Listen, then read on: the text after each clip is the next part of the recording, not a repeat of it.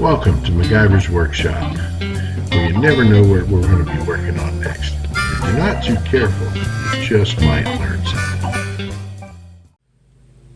Hi there, and welcome to another episode of MacGyver's Workshop, where you never know what we're going to be working on next, and if you're not too careful, you just might learn something. So today we're going to get a little update on the old blue project. Made a little bit of progress, and I realize it's been a week or so since we spoke last. Let me take you around and show you what I got done so far.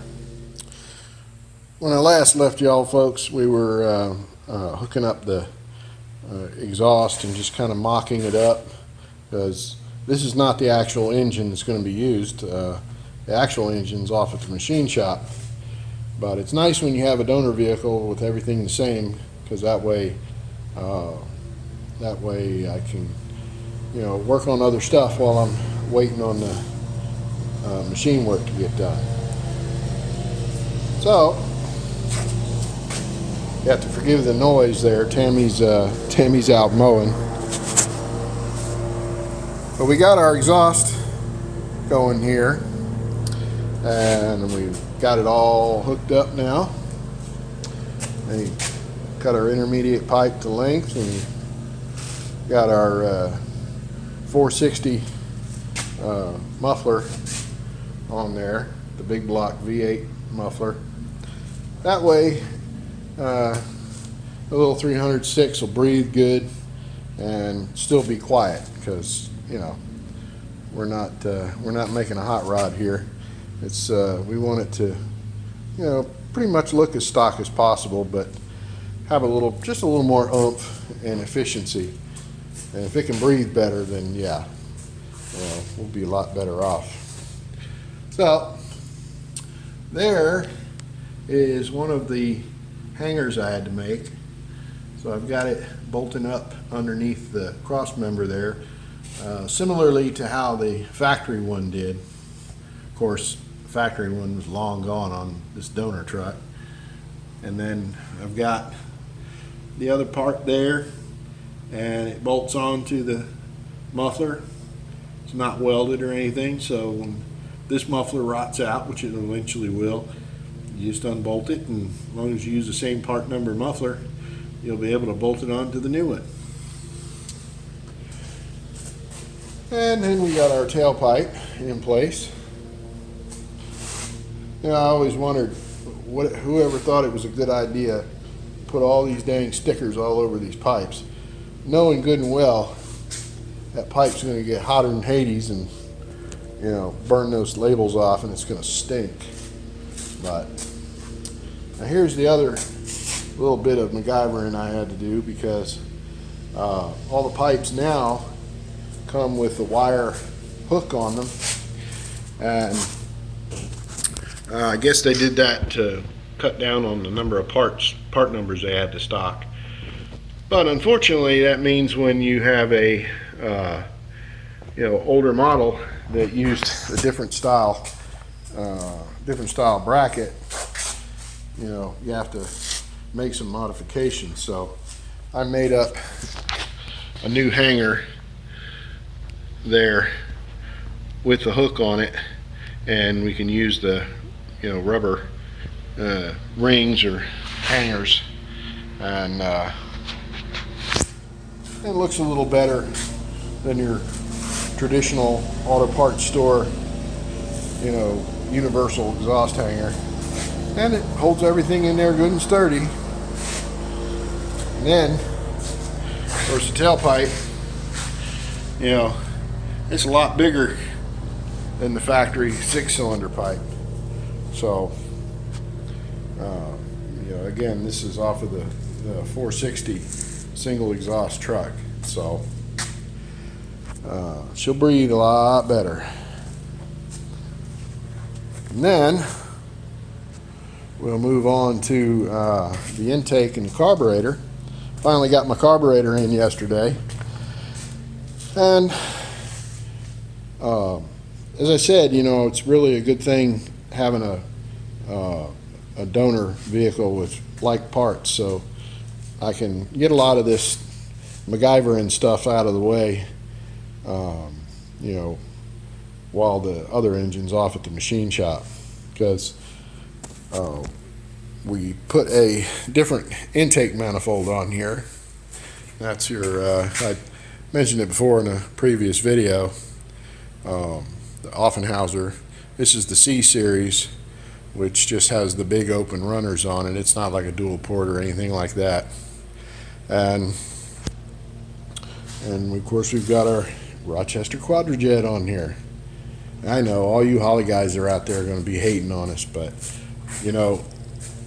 the only reason everybody hates the Quadrajets is because they they don't know how to set them up.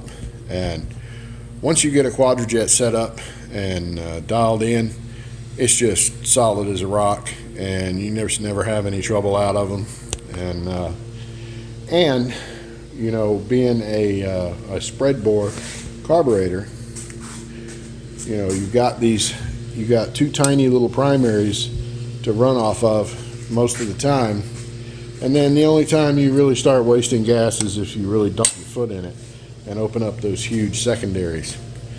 And a lot of the guys, they make fun of them. They call them quadrabogs and quadrajunks and stuff like that. But like I said, if you tune them right, you shouldn't have any bog or stumble or hesitation or anything with these. I mean, you dump your foot in it and she should just leap up and go. And if it doesn't, it means it's not set up right. And there's all kind of adjustments and stuff on here. You've got you can adjust these rods that lift up. You adjust the tension on this butterfly here, and that dictates how fast the fuel comes on and all that good stuff.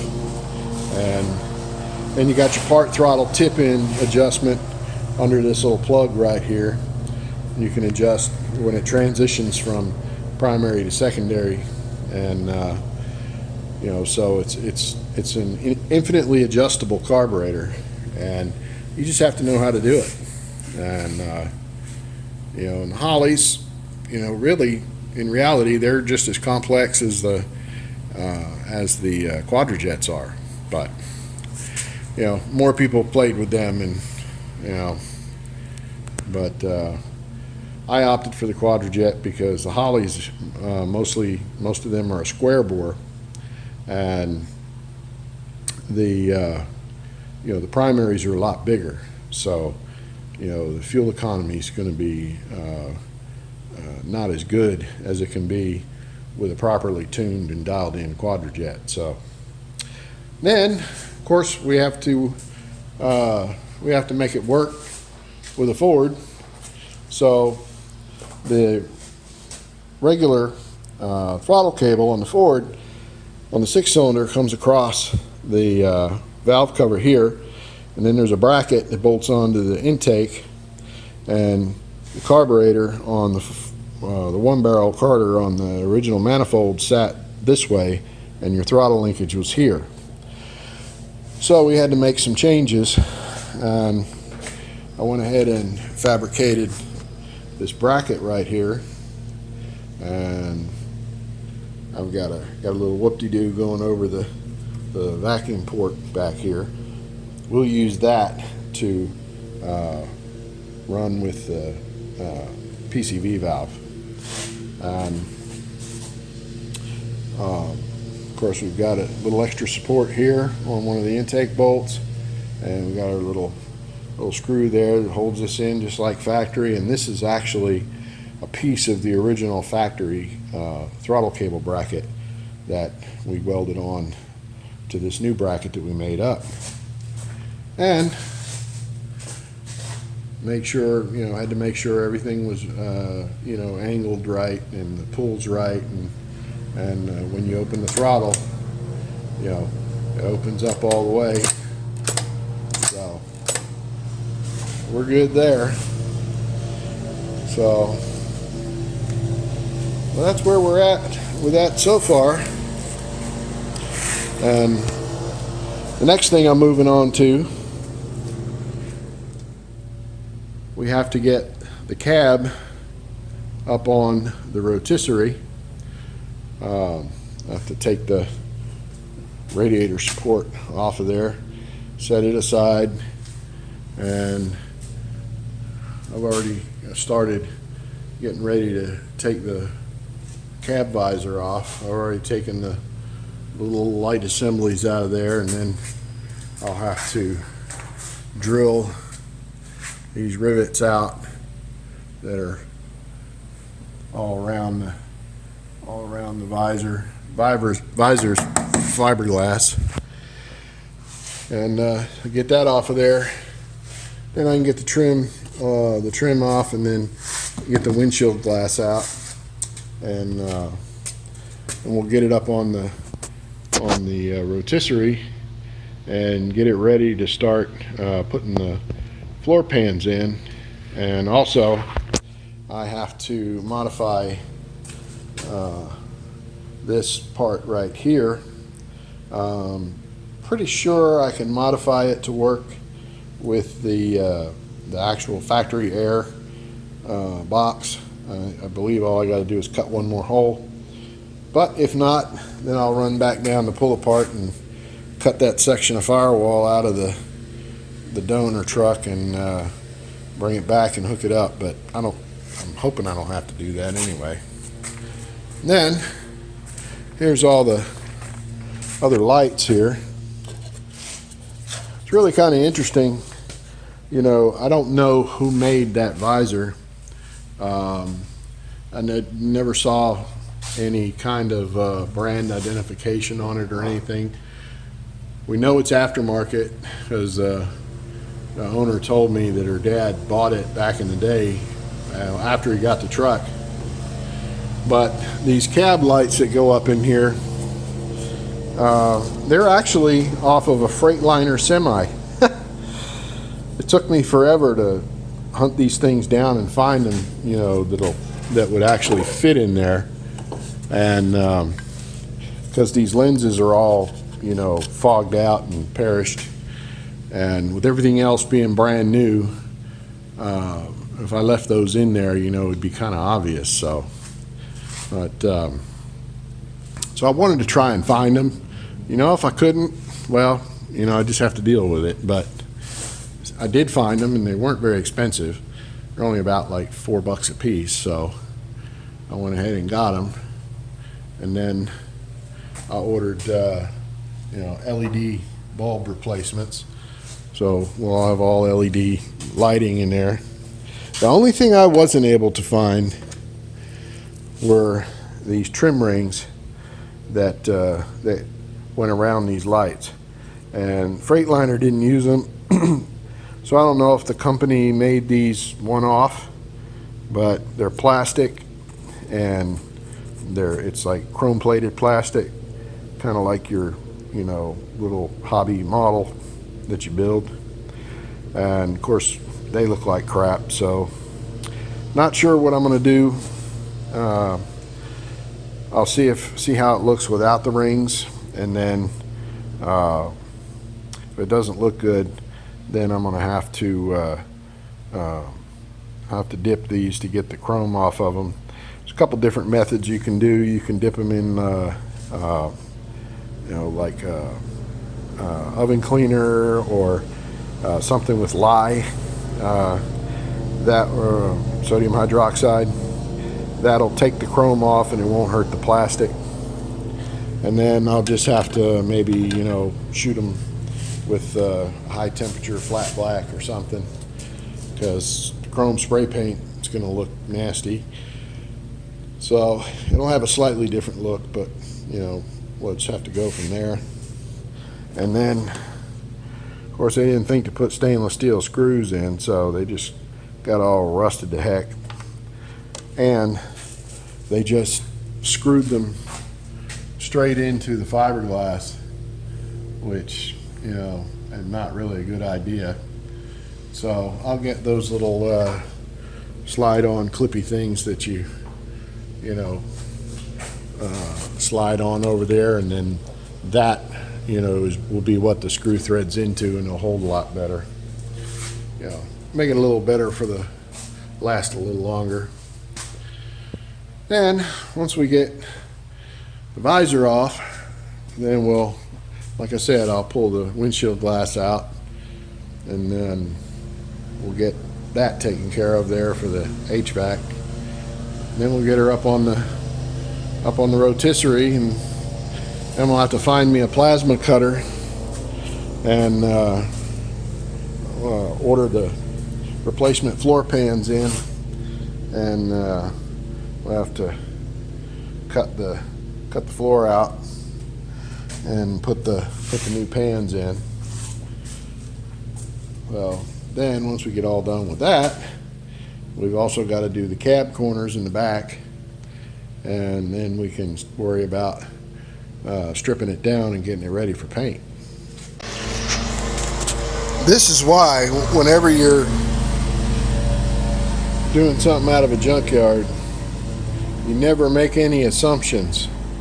So this is the inside part of this factory air system that I took out of a donor truck in a boneyard. And look at that heater core. So I always want to assume you're going to put new parts in, because yeah, that's done. That heater core is leaking all over the place.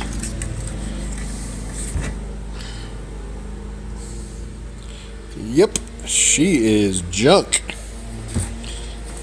And then too, it always helps to be able to, clean up all around inside the housings, so you don't have any funky smells or anything like that when you put it back together. All right. Now, we got lucky with the throttle linkage and the carburetor and all that good stuff. But here's where we're going to pay the piper, so to speak. Because the owner of the vehicle, asked if it was possible to go ahead and put air conditioning on the truck. So the aftermarket kits, they're okay. Vintage Air does have, a nice kit. But what I decided to do was to just make it look factory with factory air. And of course what that entailed was getting a dashboard out of a truck, a complete dash that had air conditioning. So I had all the vents and all the ducts and all that good stuff. And then the box that goes on the outside and the inside. And the problem you run into is that a truck without air, which is this one here, of course all the bolts are in different places, and there's no hole right here. So this is the intake where the regular truck with no air pulls in its air from outside up on the cowl, comes down through here, goes in here. Your non-air trucks have little vents in the footwell that come right into here, and of course your regular air conditioning trucks don't have that, factory air I should say. So what we got to do is we got to make this firewall work for the factory air. Now the main difference is there's an extra hole here that allows for the recirculation, or max AC as you might see it on the control panel. And all that is it means it just recirculates the air from inside the truck. It doesn't pull in hardly any air from outside. It does a little, but not much at all. So what we got to do is we got to figure out where to line all our holes up, the bolt holes, and then mark and cut our hole here for where our recirculation opening is. I'm using this gasket here that comes off the outside portion of the evaporator box here, and this is pretty much the way it sits on there. And you can see this is the part that goes here, but then on your factory air you have this other opening as well that goes here, and we're gonna have to cut that opening. So, and then of course, you know, you have the third opening here which goes here. Now from what I can tell, I'm kind of in uncharted territory here figuring this out. And I'm kicking myself for not taking a picture of the firewall of the truck that I took all this AC stuff off of in the boneyard. But in order to line our holes up here, as I said, all the bolts that hold this system together are all in different places than the non-AC unit. So, but what I've noticed is, in kind of moving this gasket around here and seeing where it goes, I noticed they may have given us some hints here. There's a little slot right here, and then here, and where one of these captive nuts would slide in, and they just so happen to line up with where these two bolt holes would go on the evaporator box. So, and that looks pretty much right. So we will we'll give this a whirl and see how it goes. I'll get on my little mini cam phone here and give you a better look at this little slot over here. Okay, so here's where the bottom bolt went on the non-AC box where the heater core was, and you can see it's one of these little slide-in kind of captive, you know, nut things. But there's this little slot right here where it looks like that can go, and then there's kind of a slot up here where it looks like one of those captive nuts can go. So thankfully, you know, I took every last little part off of that donor truck in the boneyard, so I'll have those, have at least an extra one there, as I can reuse this one. And that seems to look like it lines up right and has the, you know, the hole for the recirculating vent. So let's see how it goes. So now I've got my captive nut set here and here. Now let me zoom in here so you can see this. I'm gonna have to tweak the camera a little bit, so bear with me.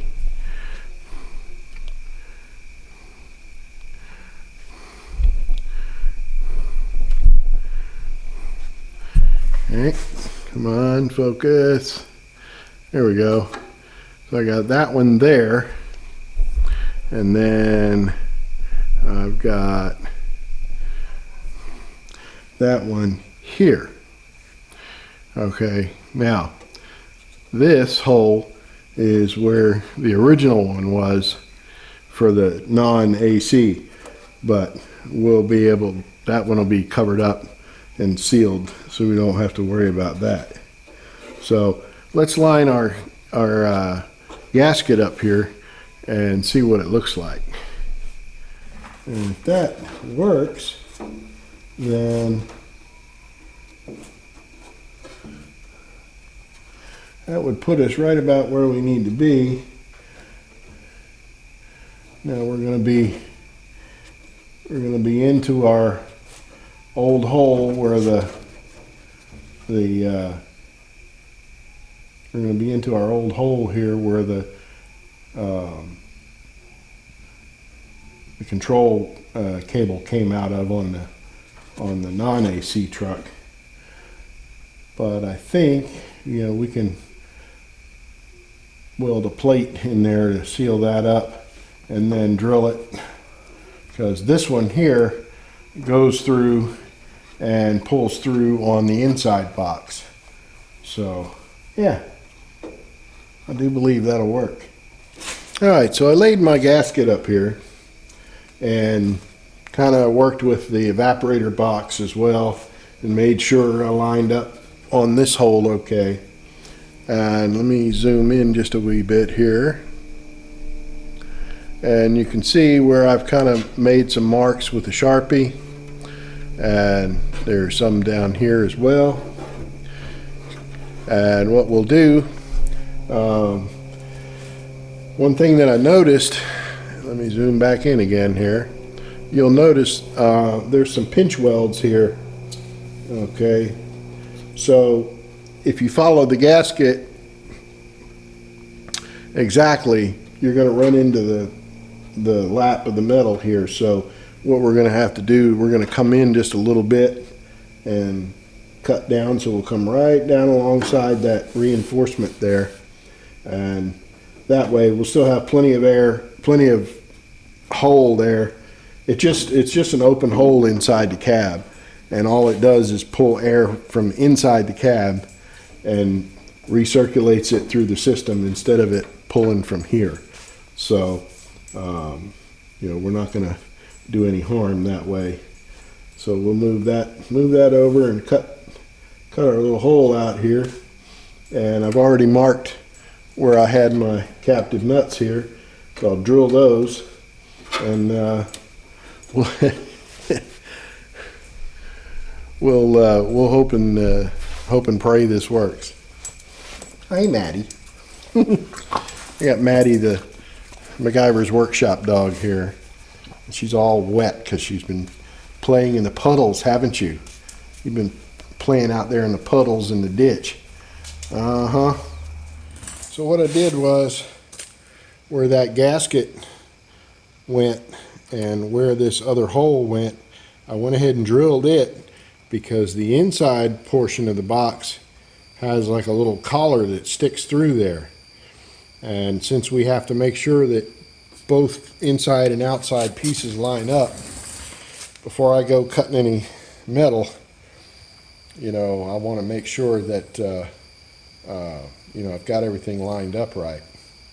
So, and it's a little lopsided. It's heavy on this side here, so I've kind of got it jigged in there with a, you know, cabinet maker's clamp, just kind of hold it in place, because it doesn't line up perfectly, because you've got your condensate drain here, which comes out in a different place than there was a grommet down there at the bottom for something else. I'm not sure what it was, or if it was just a plug, but we need a condensate drain now. We have air, so we're gonna have to drill a hole for it as well. FYI, this hole's 11/16, and if you've done everything right, then your inside section here, inside portion of the box, should line up right there with that bracket, and the inside box for the non-AC mounts kind of the same way. It just doesn't have as much stuff in it, obviously. So if you got it right, you'll line up right there on that captive screw, or captive nut, where a sheet metal screw goes in there. You know, I should say, you know, I've read in a place or two on a couple different of the Ford forums where somebody was trying to put AC on a non-AC truck, and of course naturally everybody on the forums like, go buy you a truck with AC, because you know it's a royal pain, and it is. This vehicle I really don't have a choice on, because we're trying to restore it, but yet you know, make it a little better. You know, it's kind of a special situation here. You know, it's the owner, you know, this truck holds a great sentimental value to the owner, and you know, it is what it is. So, you know, we're just fortunate she has a situation where, you know, I'm happy to do it for, because they're really good friends of mine. And, you know, they've been there for me and when I needed them. So I'll be there for them when they need me. So anyway, you know, I really don't know how I could suggest anyone to do this with the cab on the truck and the fenders and the hood and the engine and all that. You know, I've got the cab off the truck here on a rolling cart because I'm fixing to blast it and, you know, put floor pans in it and all this, that, and the other. You know, and it's part of a complete frame off restoration. So, you know, if you got a running driving truck and, you know, you're wanting to convert it over to AC, you know, I don't know what to tell you there, but, you know, it is doable if you have the cab off the truck. So, you know, and we're getting there with it. We've got a long ways to go, obviously, but it's getting a little late in the day for me, so we'll call it here. And please stay tuned. You know, please subscribe if you like what you see on my channel. And if you don't, still check back, because you never know what I'm going to be working on next, you know. And, you know, get your notifications, you know, be notified when I post a new video. And please feel free to comment, you know. Welcome all comments, you know, good, bad, indifferent. Even feed the trolls every now and then. So, and also you can email me at MacGyversWorkshop@gmail.com. So again, thank you for watching. Have you a great Labor Day weekend. Do the cookout and, you know, the tailgating and whatever it is you want to do. Just stay safe. You know, got the whole COVID thing going on. And see you next time.